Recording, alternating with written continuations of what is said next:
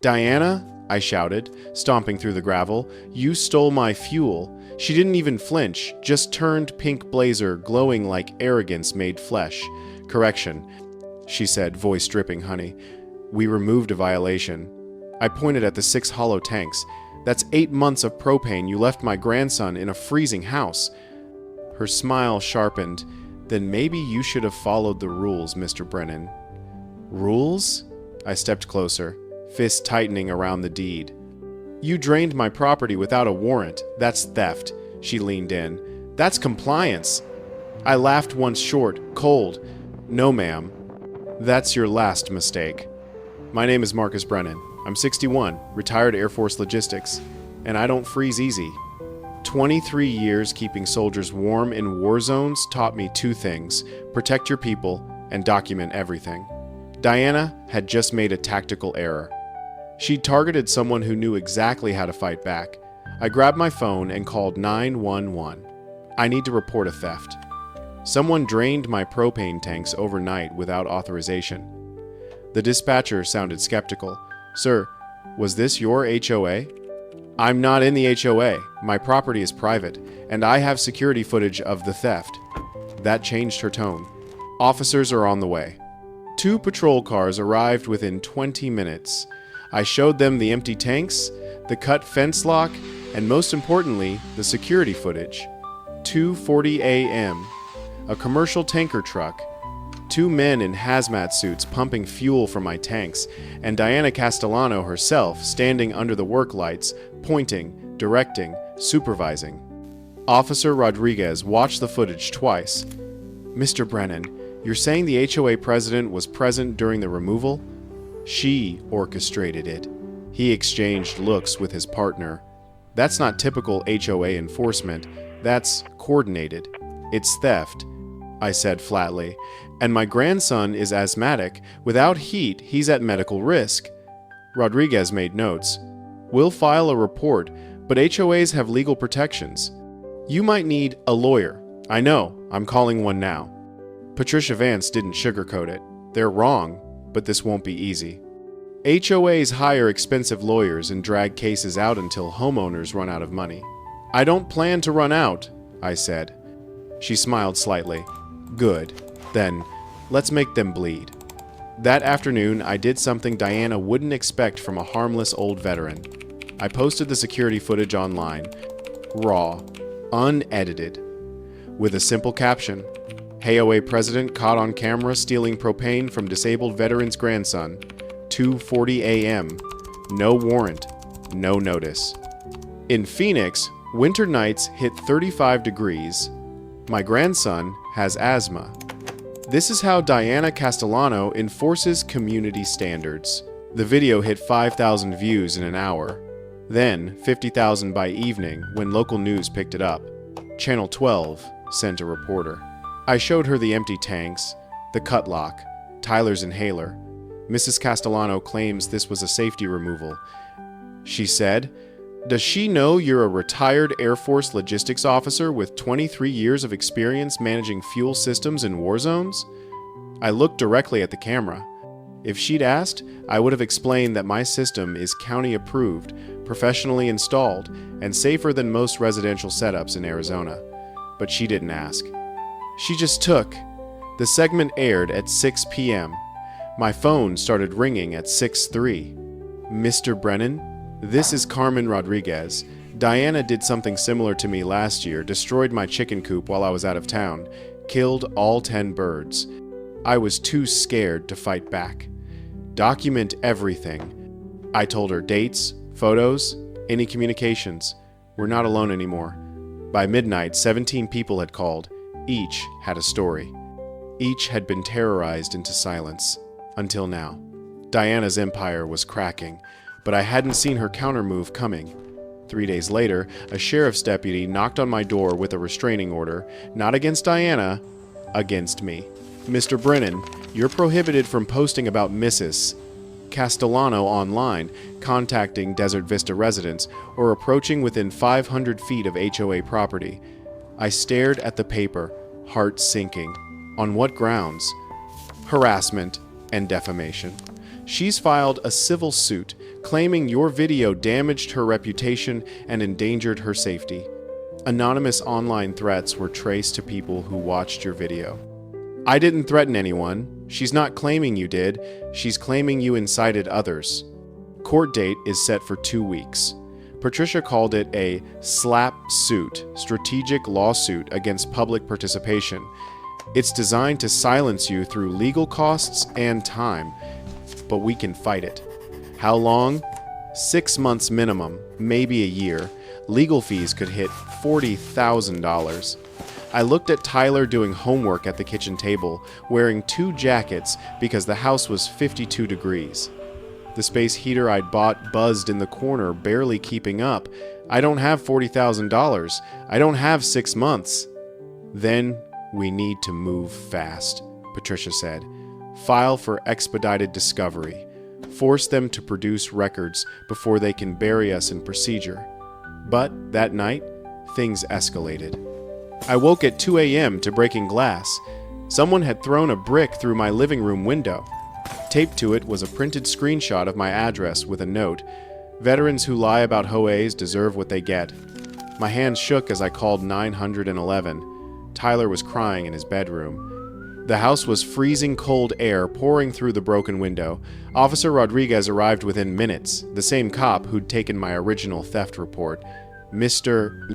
Brennan, this is the 3rd incident we've logged at your address this week. The slashed tires, the CPS call, now this. You think it's connected to Diana? He looked at the note. Can't prove it, but the timing's suspicious. What can I do? Install better security. Document everything. And Mr. Brennan? He hesitated. Be careful. When people with power feel threatened, they don't fight fair. I spent the next day boarding up the window and installing additional cameras. Jake Marino helped, his security expertise showing in every placement angle. You're building a fortress? He observed. I'm building evidence, I corrected. Everything that happens now gets recorded. That afternoon, my phone rang. Unknown number. I answered on speaker. A man's voice, digitally distorted. Drop the lawsuit, Brennan. Sell your house. Leave Phoenix, or your grandson gets hurt. I went cold. Who is this? Click. Dial tone. I immediately called Patricia and the police. They traced the number burner phone. Untraceable. We can't prove Diana's involved, Rodriguez said. But file for a protective order. At minimum, it creates a record.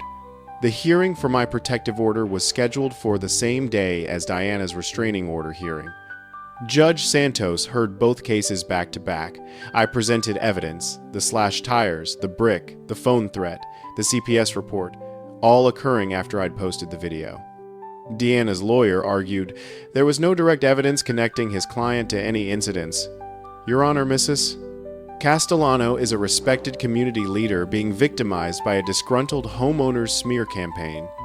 Then explain this, Patricia said, introducing a new piece of evidence. Thomas Abbott, the board member, had provided more than financial records.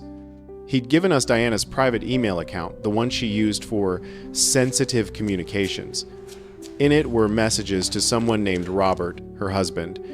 The veteran is becoming a problem. Can your contacts apply pressure? I've arranged for a friendly call to CPS. That should scare him. If he doesn't drop this, we'll need to escalate. Judge Santos read each email, her expression darkening. Mrs. Castellano, did you coordinate harassment against Mr. Brennan? Diana's face went white. Those emails are taken out of context. The context appears to be witness intimidation and conspiracy to harass. Your restraining order is denied. Mr. Brennan's protective order is granted. You are prohibited from any contact with Mr. Brennan or his family, direct or indirect. Diana left the courtroom looking smaller somehow, but I knew this wasn't over. Cornered animals bite harder. That night, I couldn't sleep. Every sound made me jump. Was it another brick? Another threat? Tyler noticed. Grandpa, you're scared. I wanted to lie. Tell him everything was fine. But I'd always been honest with him. Yeah, buddy. I am. But being scared doesn't mean we quit. It means we're careful. Did you ever get scared in the Air Force? I thought about cargo flights into hostile zones, alarms blaring, tracer fire lighting up the night, all the time.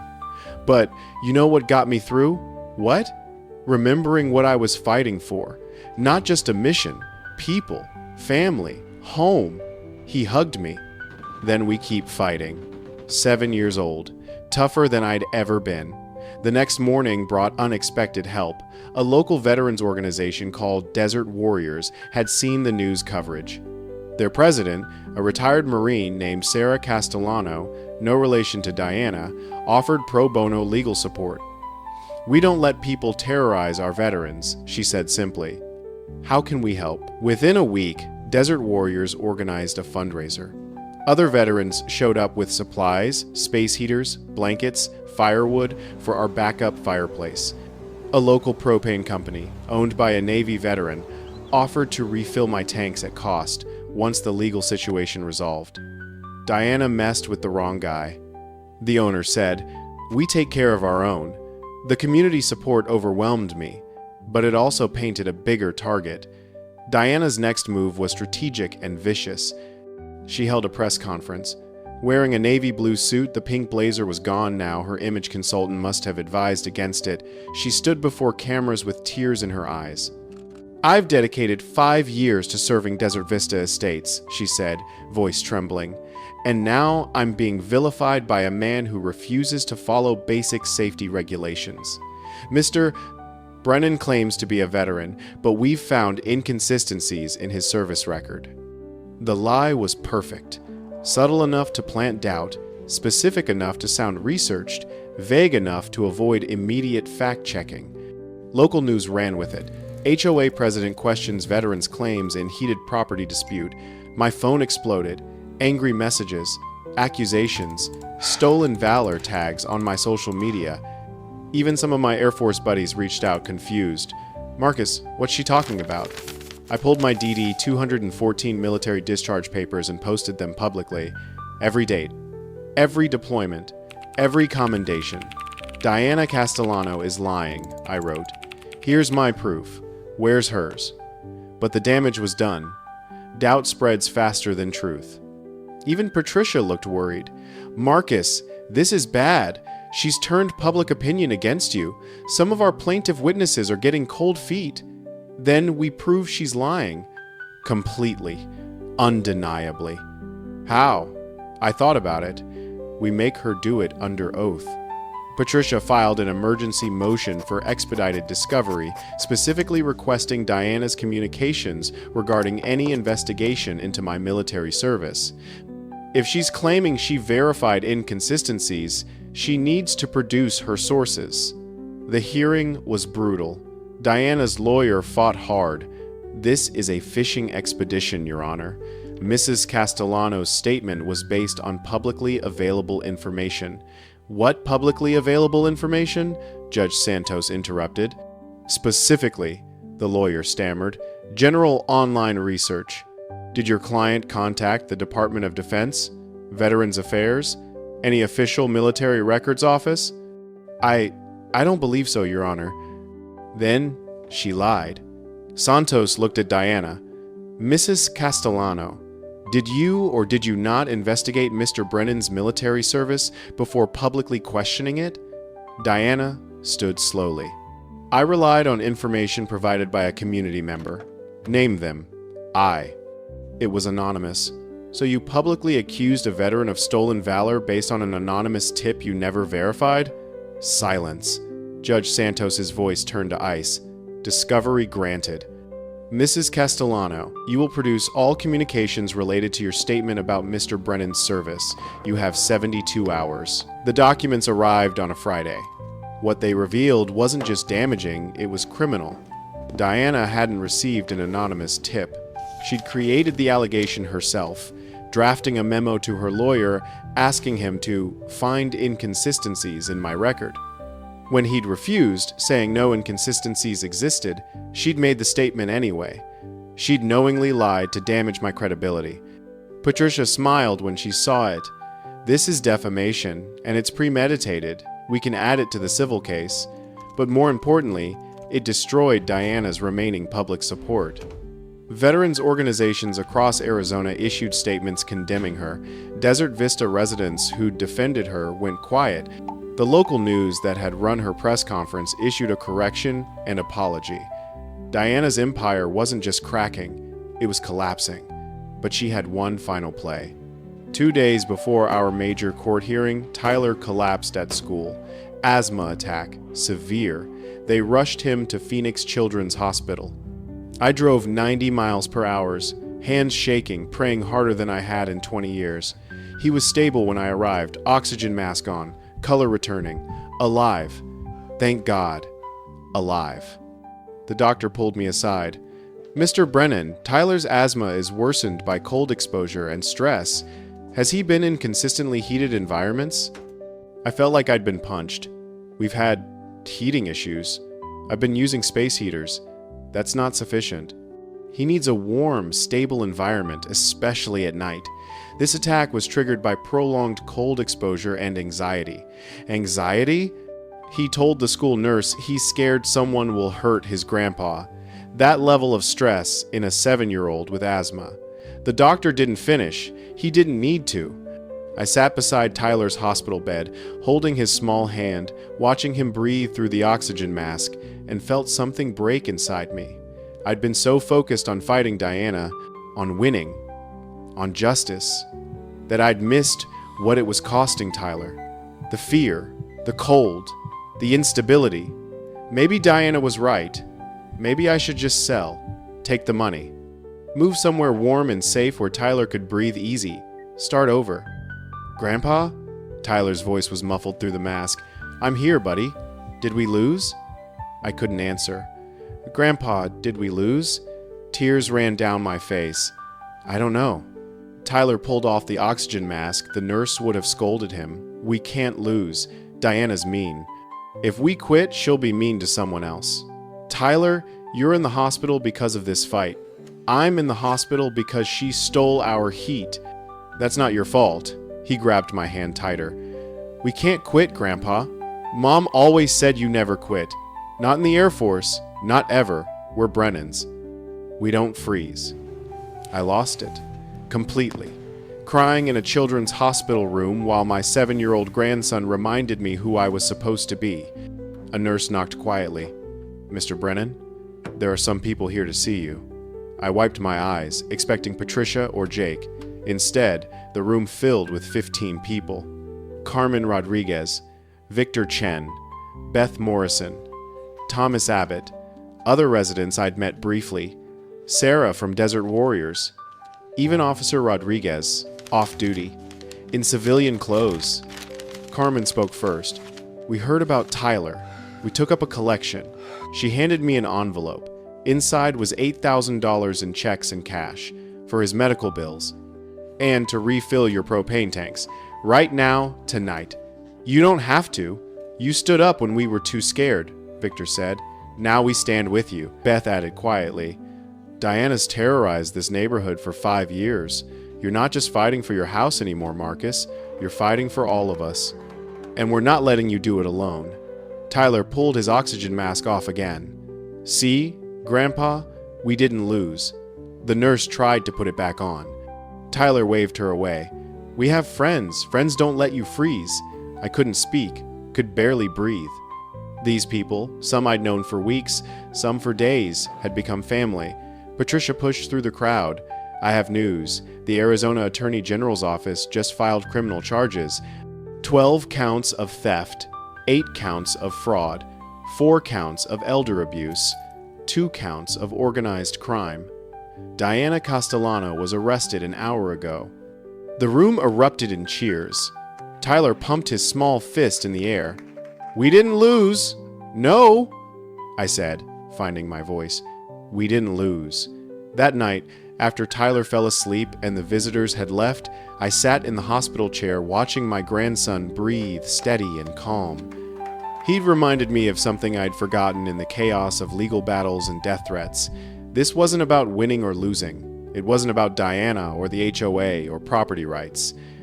It was about standing up, about refusing to let tyrants win through fear. About showing a 7-year-old kid that when someone tries to freeze you out, you don't quit, you build a fire so big they can't ignore it. The trial started 3 weeks later. Tyler was home, healthy, sleeping in a warm house because the community had refilled our propane tanks and Desert Warriors had installed a backup heating system for free. I attended every day of that trial, sitting in the gallery with my grandson beside me during afternoon sessions when school let out. The prosecution built their case methodically. Bank records showing $187,000 embezzled through Diana's shell company. Email evidence of her coordinating harassment. Thomas Abbott's testimony about intimidation tactics. Carmen's story about her murdered chickens. Victor's account of targeted violations. Beth's testimony about Diana's attempt to force her out after her husband died. And finally, my turn. I walked to the stand, hand on the Bible, swore to tell the truth. The prosecutor asked me to describe November 5th, 2024. I woke up at 6 a.m., went outside to check the propane system like I do every morning. The tanks were empty. All 6. Drained completely. What was the temperature that night? 38 degrees. Going down to 35 by week's end. You have a grandson living with you? Tyler, 7 years old. Asthma. What went through your mind when you saw those empty tanks? I looked at Diana. She was staring at the table. I thought about my grandson trying to breathe in a cold house. I thought about how I'd kept soldiers warm in Afghanistan and couldn't keep my own family warm in Phoenix. And I thought about how someone had taken that from me, not because I'd done anything wrong, but because they wanted my land. Did Mrs. Castellano ever express interest in your property? Multiple times. She wanted to expand Desert Vista's boundary. My land had water views she wanted for the HOA. When I refused to sell, the violations started. What kind of violations? Propane storage, fence height, garden placement. Things that had been fine for 5 years suddenly weren't. She was building a paper trail to justify taking what she couldn't buy. The prosecutor showed the video Diana at 2:40 a.m., supervising the theft. Mrs. Castellano claimed this was a safety removal. Was your propane system unsafe? No, sir. County approved, professionally installed, inspected annually. I managed fuel systems for the United States Air Force for 23 years. I know what safe looks like. What happened to that propane after it was removed? Deanna sold it, made a profit, while my grandson slept in a cold house. The courtroom was silent. When Diana's lawyer cross-examined, he tried to make me look unreasonable. Mr. Brennan, isn't it true you refused multiple HOA requests to modify your property? I refused illegal demands to alter private property the HOA had no authority over. You posted inflammatory videos online. I posted evidence of a crime. You organized other flan residents against Mrs. Castellano. I gave people the courage to stop being victims. The lawyer paused. You're very angry at my client, aren't you? I looked at Diana. She finally met my eyes. I'm not angry at your client. I'm disappointed. She had power, real power, to help people, and she used it to hurt them, to steal, to terrorize. That's not anger. That's sadness for what she could have been and chose not to be. The lawyer sat down. No more questions. When the prosecution rested, Diana's defense was thin. She took the stand another mistake and tried to justify everything. I was protecting the community, property values, safety standards. Everything I did was for the neighborhood. The prosecutor's cross-examination was surgical. You embezzled $187,000. That was compensation for services. What services? Name one project Vista Property Solutions completed. Silence. You can't, because it was a shell company that existed only to steal from your neighbors. You stole Mr. Brennan's propane and sold it for profit. That was a safety removal. That was a $2,400 deposit into your account the next day. Safety removal or theft for profit? Diana's hands trembled. I made mistakes. Did you lie about Mr. Brennan's military service? I believed. Did you create false allegations of stolen valor knowing they were false? I was trying to defend myself by defaming a veteran, by attempting to destroy his credibility, by weaponizing his service against him. Diana started crying, not the calculated tears from her press conference. Real, ugly, defeated tears. I didn't mean for it to go this far. I wanted control. I wanted people to respect me. You wanted to be a tyrant, the prosecutor finished. And when someone finally stood up to you, you tried to destroy them. The jury deliberated 6 hours. When they returned, the forewoman stood. On count 1, theft in the first degree, guilty. Count 2, fraud, guilty.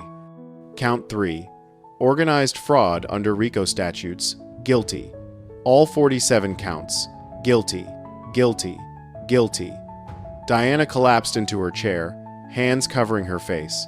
I felt no triumph, just exhaustion, just relief, just the quiet satisfaction of knowing that justice, however slow, eventually arrives. Sentencing came 2 weeks later. Judge Margaret Chen didn't waste words. Mrs. Castellano, you held a position of trust. Instead of serving, you terrorized. Instead of leading, you stole. You endangered children. You defamed veterans. You weaponized bureaucracy against the vulnerable. This court sentences you to 8 years in the Arizona Department of Corrections, followed by 5 years supervised probation. You will pay full restitution of $187,000. You are permanently barred from any HOA or community governance role in Arizona. This case should serve as a warning. Abuse of power has consequences. The gavel fell. Diana was led away in handcuffs. Outside the courthouse, reporters crowded. I gave them one sentence. Tyrants only win when good people stay silent. We stopped being silent. That was it. No grand speech, no victory lap. Just the truth. Tyler and I drove home through Phoenix traffic. He fell asleep in the passenger seat, breathing easy, warm coat unzipped because the truck's heater worked and home would be warm too. The propane tank sat full in our yard. The backup heating system hummed quietly. The house glowed warm as we pulled into the driveway. I carried Tyler inside, tucked him into bed, and stood at the window watching the desert night settle in. Cold out there, but warm in here. Always warm in here now. 6 months later, Desert Vista had new leadership. Carmen Rodriguez served as treasurer, Victor Chen as president. Beth Morrison ran the Community Garden Committee. They rewrote the bylaws, banned retaliation, created the Brennan Protection Act, requiring independent review before any enforcement action. Real change, real leadership. Not perfect, there were still disputes, still complaints, still the normal friction of people living together, but the fear was gone. One Saturday afternoon, there was a knock at my door. I opened it to find a woman in her 30s, nervous, holding a folder. Mr. Brennan? I'm Rachel Castellano, Diana's daughter. My first instinct was to close the door, but something in her face, shame, exhaustion, determination, made me pause. What do you want? To apologize. For my mother. For what she did to you, to Tyler, to everyone. She held out the folder. These are letters. From her, she's been writing them in prison. To you, to the other victims. Her therapist says she needs to take accountability, but I don't know if she gets it. I took the folder, but didn't open it. Why bring these to me? Because you were the one who stood up. Everyone else she hurt stayed quiet. You didn't. And because, she hesitated, I grew up watching her become what she became. The control, the need to dominate. I thought it was strength. I defended her even when I knew she was wrong. I'm ashamed of that. You're not responsible for your mother's choices. No, but I'm responsible for mine. I stayed silent. I enabled. I'm sorry. She turned to leave, then looked back. My mom destroyed lives because no one stopped her early. You stopped her. Thank you. After she left, I sat on the porch with that folder unopened. Tyler came out, sat beside me. Who was that? Diana's daughter. What did she want? To say sorry. Tyler thought about that. Are you going to forgive Diana? I looked at the propane tanks in the yard, at the faint scar, on one where the hasty 2 a.m. extraction had scratched the steel. That scratch would never buff out. A permanent reminder. I don't know, buddy. Maybe forgiveness isn't the point. Maybe the point is just making sure it doesn't happen again. Did it work? Did we make it not happen again? I pulled him close. Yeah, we did. That night, I finally opened Diana's letter. 3 pages. Handwritten. She described her childhood, her need for control stemming from chaos, her belief that being feared was safer than being loved. She admitted she'd been wrong, apologized, said she understood if I never forgave her. I read it twice, then folded it back into the envelope. Forgiveness? Maybe someday, but not today. Today was for remembering what we'd fought for and won. The next morning, I woke to Tyler making breakfast, well, burning toast and scrambling eggs that were more rubber than food, but the effort counted. What's the occasion? Nothing. Just wanted to. We ate terrible eggs and laughed about them. The house was warm. The propane tanks hummed their quiet song. And outside, the desert sun climbed into a cloudless sky, washing everything in gold. Later, Victor stopped by to discuss the new community bylaws. Carmen brought her new chickens to show Tyler, who named them all after Air Force planes. Beth invited us to the memorial garden dedication for her late husband. Life moved forward, not perfect. Not without scars. Tyler still had nightmares, sometimes dreams of being cold, of windows breaking, of losing home. Those scars would fade but never fully disappear. One of my propane tanks developed a slow leak. Months later, the extraction damage finally manifesting. The repair guy said it must have been stress during rapid decompression. Someone drained this fast, he observed. Real fast. That's not how you're supposed to do it. I looked at that scarred tank, repaired now but never quite the same. Just like us. Functional, warm, but carrying marks that would last. And maybe that was okay. Maybe scars aren't failures, they're just proof you survived. Spring came. Tyler turned 8. We planted a garden, vegetables, herbs, sunflowers, tall as fences. Things Diana would have cited as violations, but there were no more citations, no more threats. Just neighbors helping neighbors, gardens growing wild and free, and the quiet satisfaction of living without fear. One evening, as the sun set purple and orange over the desert, Tyler and I sat on the porch with lemonade, watching the stars emerge. Grandpa, do you think about her? Diana? Sometimes. Do you think she's changed? I thought about that letter, about her daughter's visit, about whether people really change or just learn to hide what they were. I don't know, but I know we changed. We learned we're stronger than we thought. That's what matters. I'm glad we didn't freeze, Tyler said quietly. Me too, buddy. Me too. The propane tanks hummed in the dark, keeping us warm. That scratch on tank number 3 caught moonlight, gleaming like a scar. A reminder. A warning. A victory. Diana Castellano sits in Perryville tonight, year 3 of 8. Maybe she's different now. Maybe she's not. I don't spend my time wondering.